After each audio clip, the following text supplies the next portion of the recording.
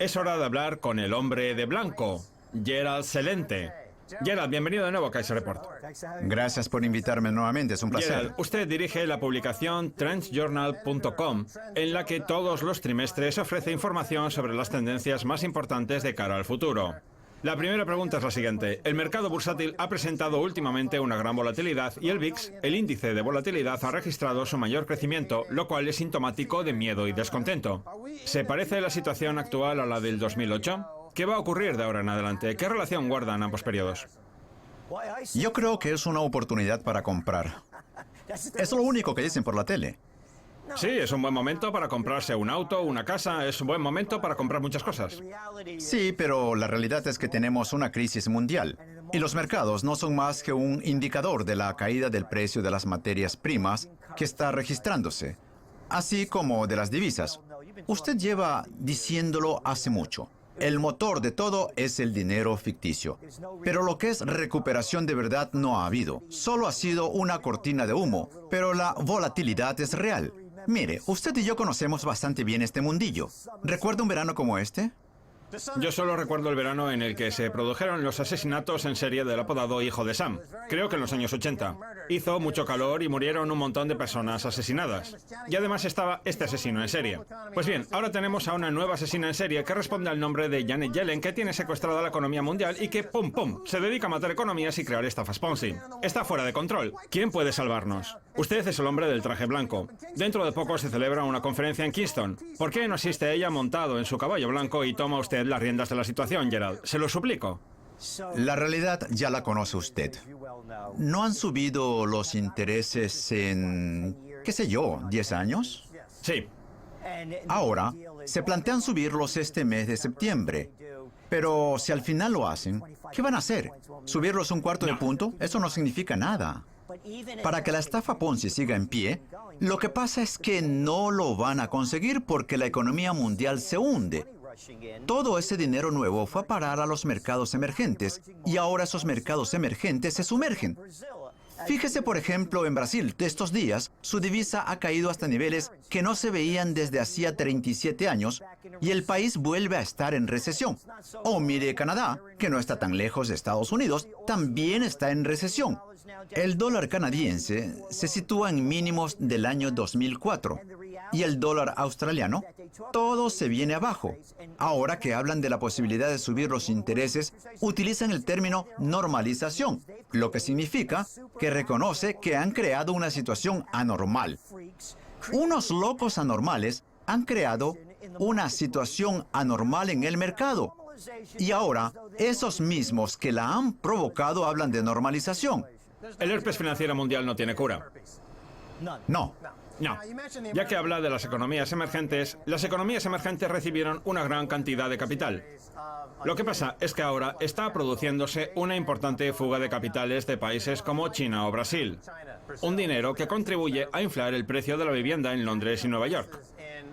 Los legisladores y los periodistas de la televisión consideran que ese aumento del precio de la vivienda en estas ciudades es indicativo de una recuperación económica, sin mencionar que el dinero que contribuye a esa subida procede de una huida de capitales de la economía que se viene abajo. Es decir, tienen en cuenta solamente una pieza del puzzle y sacan una conclusión que no refleja la realidad de la economía mundial. ¿Es así? Sí, es lo mismo que hacen con los mercados de capital a los que consideran indicadores de la mejora de la economía. Solo tienen en cuenta a ese 0,1% de Dow Jones que se beneficia del desplome de las divisas, las materias primas y las economías de esos países. Fíjese en las cifras que nos llegan desde China. Todo el mundo le echa la culpa a China de esta desaceleración, cuando el país asiático no es más que un indicador de lo que sucede en los mercados de capital. Si Estados Unidos y Europa no compran, entonces China tampoco fabrica. Y si China no fabrica, entonces los países ricos en recursos no le venden esos recursos. Una pregunta sobre China. China ha adoptado un enfoque interesante para prestar apoyo a su mercado. En lugar de emitir moneda, ha decidido arrestar a aquellos periodistas que aseguran que los mercados corren el riesgo de hundirse, además de ejecutar a los banqueros. Como digo, esta versión comunista del capitalismo es un enfoque interesante, distinto de la versión capitalista del capitalismo que hay en Estados Unidos. Según esta teoría, que se juzgue a los periodistas podría ser un indicador de que el mercado está sobrevalorado. No sé si recordará la historia, Gerald, pero hace unos años hubo un analista de Wall Street que dijo que Enron estaba sobrevalorado, y el director general de Enron de aquella época, Jeff Skilling, lo despidió. Pues bien, al cabo de poco, Enron saltó por los aires y su estallido tuvo repercusiones a escala mundial. Lo que hicieron fue matar al mensajero, que es precisamente lo que están haciendo ahora con los periodistas en China, que no hacen sino decir lo que es obvio, que el mercado bursátil está en una burbuja que ahora empieza a estallar. Pero lo que tenemos en Estados Unidos tampoco es capitalismo, sino fascismo, la fusión entre el poder del Estado y el de las empresas. En China, no solo meten en la cárcel a los periodistas, es que si alguien se atreve a vender al descubierto, le vuelan los sesos. Fíjese en lo que pasa en Estados Unidos, que los mercados van a abrir a la baja. Utilizamos la norma 48. ¿Y por qué no la 47? ¿Qué tal si dejamos que el mercado haga lo que tenga que hacer? Están manipulando los mercados delante de nuestras narices para no salir perdiendo. La norma 48. Exacto, la norma 48. Es como el 11º mandamiento, ¿sabe? Todo es obra de Moisés. Recuerdo que antes de la crisis de 1987 se utilizaban procedimientos estándar para que las acciones suspendieran la cotización cuando había un desequilibrio en las órdenes. Luego, para reequilibrar las cosas, los especialistas del parqué abrían el mercado a un precio que permitiera eliminar las órdenes y reemprender la cotización. Pero entonces llegó la crisis de 1987, tras la cual se implantaron todo tipo de nuevas tecnologías como los colores relacionados con la cotización y otros mecanismos para tratar de controlar a la bestia que alimentan con el dinero barato, la contabilidad fraudulenta y la recompra de acciones. Pues bien, ahora en el 2015 se está utilizando una norma, la norma 48, que se ha aplicado varias veces a lo largo de esta última semana, que resulta del todo arcana y esotérica, y que no tiene nada que ver con la situación a la que se aplica. A lo que voy es a que, como dice usted, se ha fusionado el poder del Estado, de las empresas y de los banqueros, creando un nuevo tipo de fascismo. Gerald, usted habla con frecuencia del tema en Trends Journal. Nos enfrentamos a una nueva forma de fascismo que se define como aquel sistema en el que el poder del Estado se fusiona con el de las empresas. Lo que pasa es que sus características son algo diferentes. ¿Puede explayarse un poco más para que la gente pueda entender lo que sucede en el actual contexto político?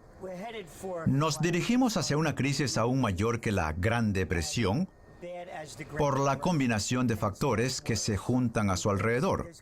¿Qué es lo que está ocurriendo en Europa con la crisis migratoria? Esas personas no son emigrantes, son refugiados que huyen de sus países después de que Estados Unidos y sus aliados los bombardearan. Me refiero a Siria o a Libia. Hay que derrocar a Al-Assad, hay que derrocar a Gaddafi. ¿Quiénes se creen esos locos para decir algo así? Fíjese en lo que han conseguido. Siria, Libia, Afganistán, Irak y ahora Yemen han sufrido los bombardeos de Estados Unidos, Arabia Saudita y los Emiratos Árabes Unidos, que han atacado a los países más pobres de la región y ahora sus habitantes tienen que huir a Europa. Pero el problema no se queda allí. A eso hay que añadirle la caída que está sufriendo el precio de las materias primas en todo el mundo. Fíjese en lo que está ocurriendo en Argelia, en Nigeria, en Brasil, en Colombia, en Venezuela, en Chile, en Bolivia, que sus habitantes tienen que huir del país por culpa del desplome de la economía y del agotamiento de los recursos naturales.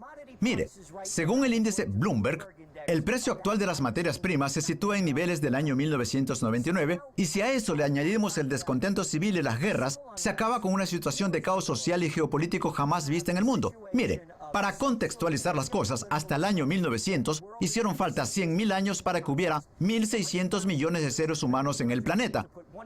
Pues bien, en 100 años se han añadido 5.200 millones más. Por eso tenemos a todos esos países en pleno proceso de desestabilización y hundimiento. Tenemos un problema que nadie sabe cómo solucionar y que va a ir todavía peor a medida que la economía vaya hundiéndose y se extiendan las guerras. Gerald, ¿acaso quiere usted decir que 2 más 2 son 4?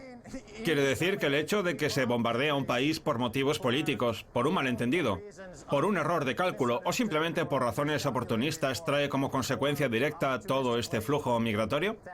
Podríamos crear una nueva unidad de medida, el número de migrantes por dron y por bomba. De esa forma, sabiendo el número de drones y bombas que se utilizan, se podría conocer también el número de migrantes que se generan como consecuencia de cada bomba. Ustedes, desde Trends Journal, podrían crear un índice que se llamara Índice de Migrantes de los Movimientos Poblacionales del Mundo. Tirando una bomba, se generan inmigrantes. 2 más 2 es igual a 4. Si se bombardea la casa de una familia, esta se queda sin un sitio en el que vivir y su economía se hunde por culpa de las fuerzas ocupantes de los bancos centrales. Entonces no tendrán más remedio que emigrar. No he visto ni una sola noticia en los medios más importantes que culpe de lo que pasa a Estados Unidos, que en coalición con Francia y el Reino Unido ha desestabilizado toda la región. Lo único que hacen es definirlo como un problema migratorio y tratar de solucionarlo como tal en lugar de analizar la causa. Como bien sabrá usted, hay 6 empresas que controlan el 90% de los medios estadounidenses que no hacen otra cosa que difundir el discurso que les llega desde Washington. Sí, por cierto, si quiere podemos hacer una segunda parte de la entrevista. Será un placer. Muy bien. Hablaremos del fenómeno de los intereses negativos, para el que ya no falta mucho. Pero antes de pasar a esas cuestiones, aún nos queda algo de tiempo hoy. Dígame, Gerald, ¿cómo compararía usted la situación del año 2015 con la del año 2008? La de ahora es mucho peor por culpa de la burbuja que se ha creado. Al menos en el 2008, la riqueza que generaba la burbuja se repartía entre la población, pero ahora en Estados Unidos, las desigualdades de riqueza son aún mayores que durante la Edad Dorada. Fíjese, hay 85 personas en el mundo que tienen más dinero que 3.500 millones de seres humanos. Y en Estados Unidos hay 400 personas que acumulan entre todas una riqueza de 2,25 billones de dólares. O sea, que la situación es mucho peor porque esa riqueza no se ha repartido y todo ha ido a la baja. Por ejemplo, la renta media de las familias estadounidenses es $6.500 menor que en el año 2007. Eso significa que su teoría económica ha fracasado estrepitosamente. Y, aún así, la solución que propone es más de lo mismo. En fin, quédese con nosotros, Gerald. Así hacemos una segunda parte de la entrevista. Gracias por estar en este episodio. Gracias a usted. Esto es todo por hoy en Kaiser Report. Somos Max Kaiser y Stacey Herbert. Quiero agradecer su presencia a nuestro invitado Gerald Celente. Si quieren contactar con nosotros, escríbanos en Twitter a Kaiser Report. Hasta la próxima. Adiós.